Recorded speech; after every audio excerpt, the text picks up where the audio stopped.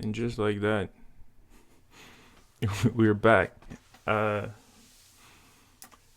I don't know. I feel like this week went by kind of faster than normal. Or maybe not. There's a lot happening. I think, especially uh, in class, we're working through milestones, and the students are bringing these ideas together. And this was the first opportunity for them to kind of present it um, outwardly in a structured way. And it was interesting to see all these creative ideas come together. And maybe that's something we could talk about, but I don't know if it'll be in this conversation or a future conversation. Beyond that, I'm always happy to be here. Always happy to have the opportunity to talk creativity and create a creative space that we can all share together. Um, as we always start with a an exercise in mindfulness. 10 breaths. Focus on your breath. Let's get in this moment and appreciate the moment that we're in. Starting now.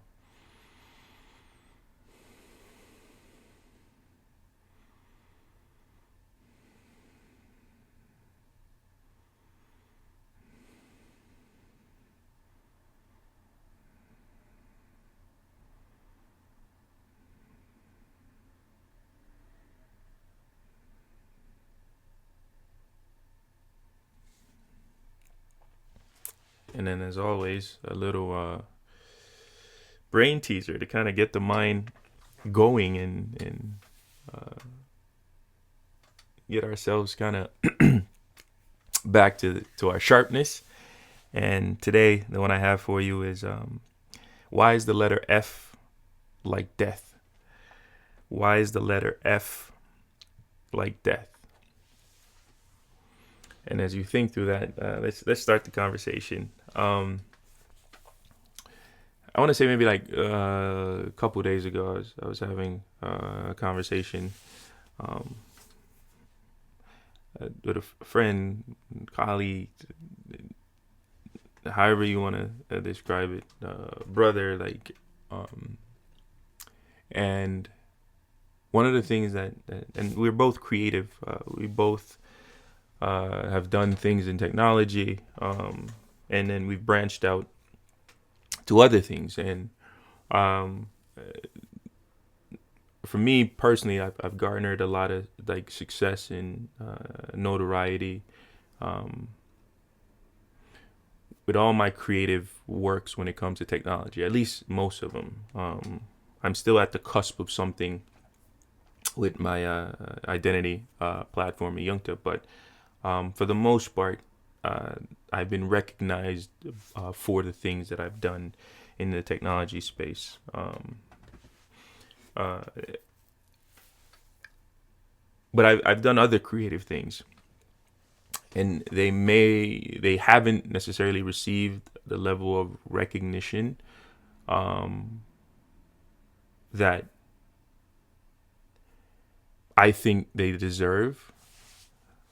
And I was having this conversation because person I was talking to is in a similar situation in a sense, where he has done some things, and he's actively in pursuit of this in this creative journey. And I don't know that the success that uh, uh, he is deserving of, he has achieved, at least not yet. And then in that moment in the conversation, I think we both had an epiphany, and I think I may have said it first. And one of the things I said is like, when did when did um,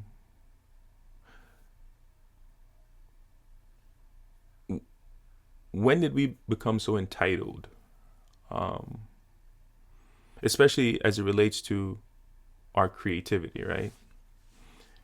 And entitled is a strong word. I mean, I think human beings have a tendency to be entitled. I don't know if it's a natural, like it's innate to us, or it's a part of um, a characteristic that is synonymous with being human. But we've all experienced some level of entitlement, whether or not it defines us, because some people can be entitled and it's in an obvious way. And then I think everybody, for the others, we have moments where there is a certain feeling of entitlement in different moments. But as a creative, when did we become so entitled? At what point do we believe that our creativity owes us success, outwardly success? What about our creativity? And at what point did it tell us that we are deserving of success and rewards and awards purely because we are creative? And I think for a lot of creatives, one, we are not conscious that that entitlement exists. But two, there's this belief that we are supposed to be gifted the world purely because we are creative and we've done creative things. And I think that is a reality check for a lot of us, especially the ones that are active in their creativity. And as I'm growing older, and continue to work in my creativity and live in my creativity, I'm more and more realizing that my creativity doesn't owe me anything. If I measure my creativity based on outward success, then I'm not valuing creativity authentically. I'm not appreciating creativity for what it is. It's almost like I'm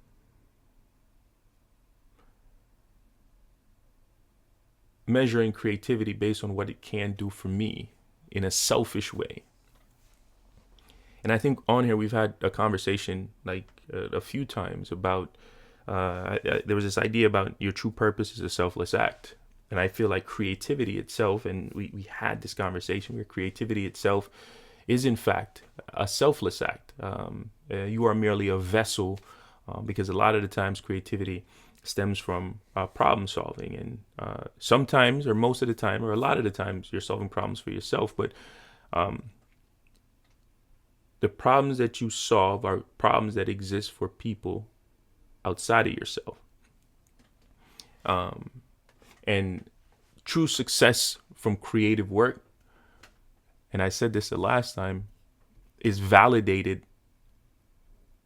by individuals that are not you. And unfortunately, they measure the value of your creativity. And unless they see the value in it, they're not going to reward you for how valuable it is. And I think that's a tough pill to swallow for us creatives, because rarely do you get awarded for ideas. Ideas without execution or a plan are merely just that, right? Just an idea. And I think the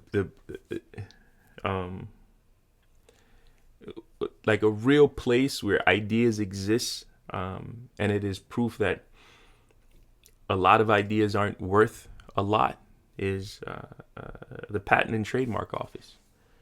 There are thousands, hundreds of thousands, maybe even millions of patent applications that have been submitted. And it's submitted is one thing. I think I think only less than 4%, maybe 3% of patent applications actually turn into patent. It's a difficult process to get a patent. It's difficult to come up with an idea, understandably, but to prove to somebody it is novel and it is new is another thing. But once you get past that hurdle and you are awarded a patent, unless that patent turns into a product or service where somebody else finds value in it, there's no recognition, there's no award, there's no spoils that come along with that. And I feel like as a creative myself, and I've been awarded a patent, so I'm technically an inventor. There is a process that happens post invention, and I think that's where the true work begins. And I remember the day I received my patent. I remember how I felt, knowing that not a lot of us. There's not a lot of people that are living today and who have lived that can honestly say they're inventors. And I don't take that for granted. As much as I take my creativity for granted, which I can be honest in saying that, I don't take the fact that my creativity allowed me to invent something. That part I don't take for granted. But selfishly, there was a time when I thought that just because I had that invention, I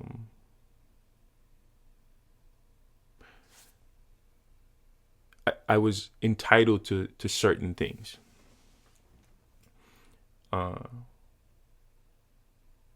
But then when I thought about it, and every now and then I have to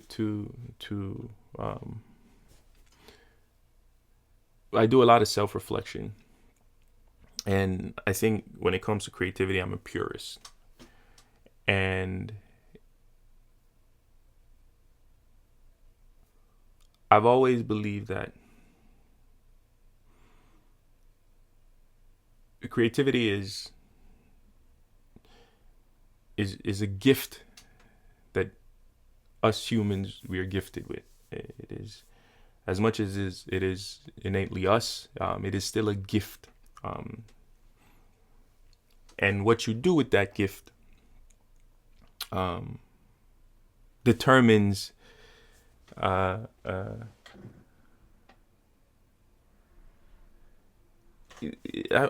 don't want to say the outcome of your life, but it determines your pursuit, your life's pursuit. I think that's a better way to say it. And for a long time, I've always believed that I am not chasing the end of the race. I'm not chasing the finish line. I'm not chasing the trophy at the end of that. I've always enjoyed the pursuit, the process, the act of being in the ideation phase, the creative process. And that's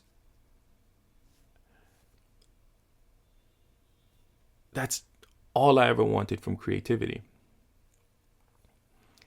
And then there was a time where my creativity produced something that the world received and received well. And I saw that, and I got a taste of what that could possibly be and what it felt like. And then for a second, like unconsciously, I started to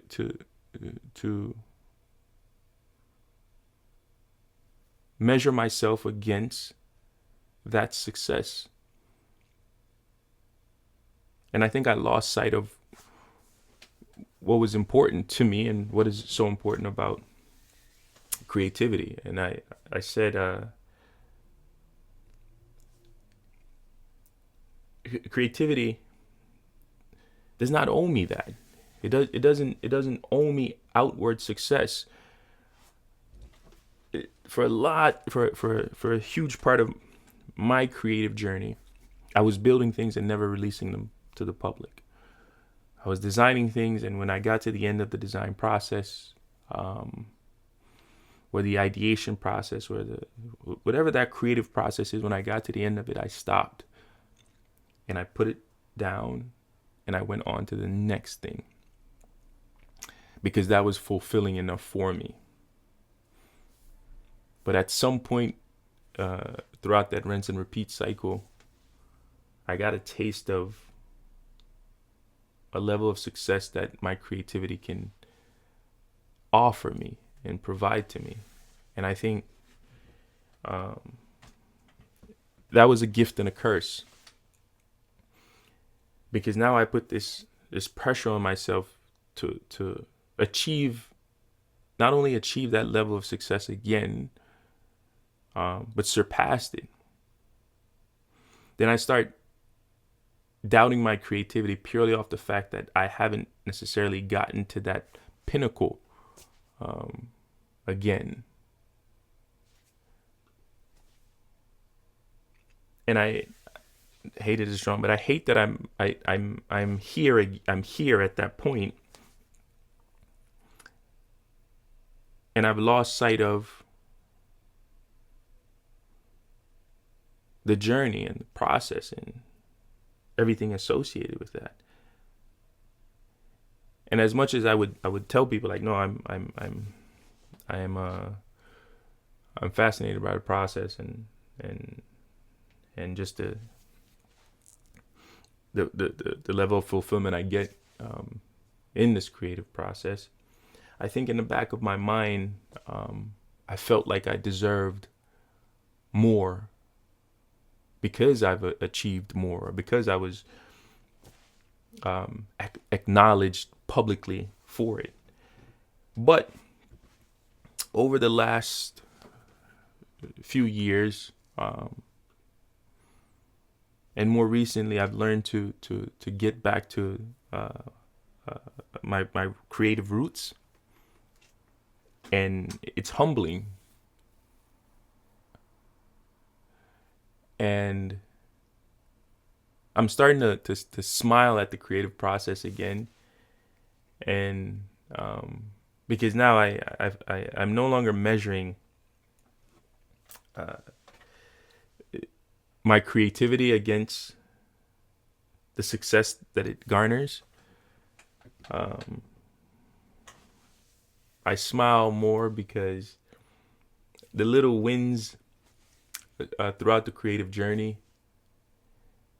are bright spots, and I recognize them and I appreciate them for what they are. And I think for a lot of us creatives, when we only see the end, and we only see what the future holds, I think we forget what the moment is, and to embrace and appreciate it. And I think on the call, when I was talking to my friend, it's like, I think we need to appreciate the creative journey and understand that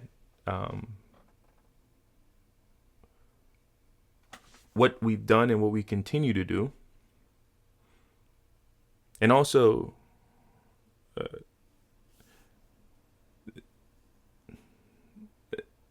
accept the reality that not because we've done it means that there's a pot of gold at the end, the proverbial pot of gold at the end, right? Not because we've brought these ideas to life and are working towards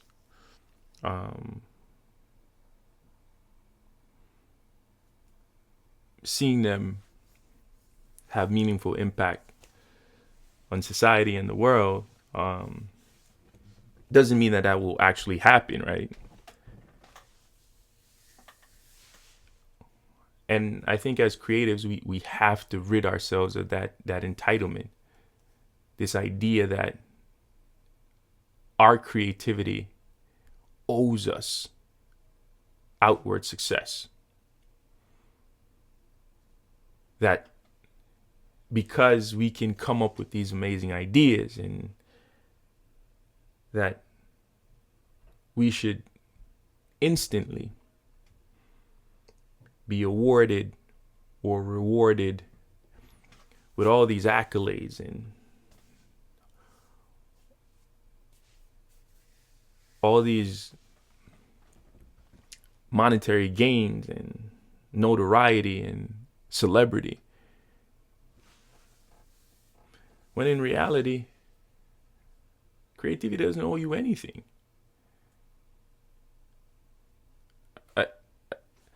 Matter of fact, the fact that you are living in your creativity is the reward itself. That is the gift.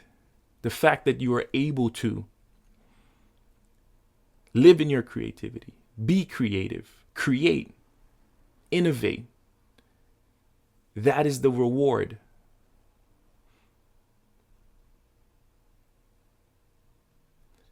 Anything beyond that is extra.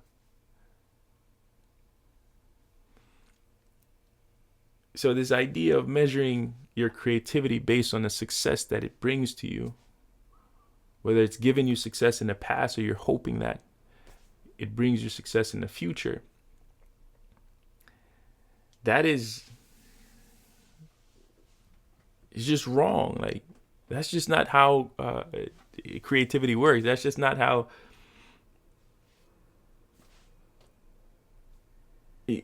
it's just not how it is. Like, I think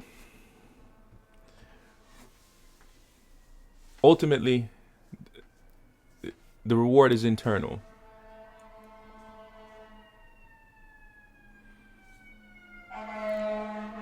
Creativity, it can be an escape. It can be a source of happiness. It can be a source of joy. It can be a source of refuge. And all those are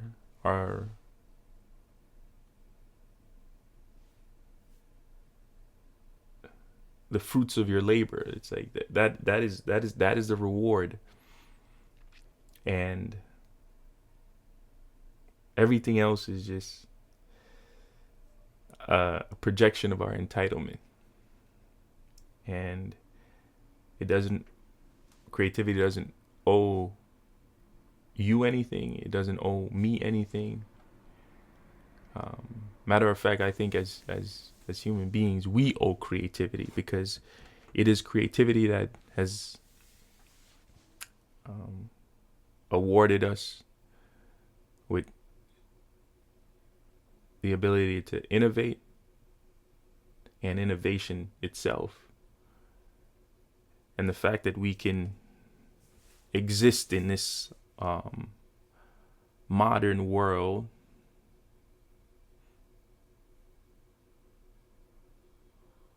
and we can enjoy cutting edge technology in whatever capacity, and we can appreciate art and experience art in all forms, is purely because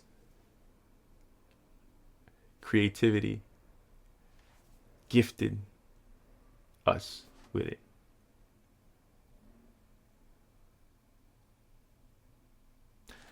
All right. I think that's it. I don't want to extend this out further than it needs to be. So we will end how we started, and the puzzle, or the riddle was, why is the letter F like death?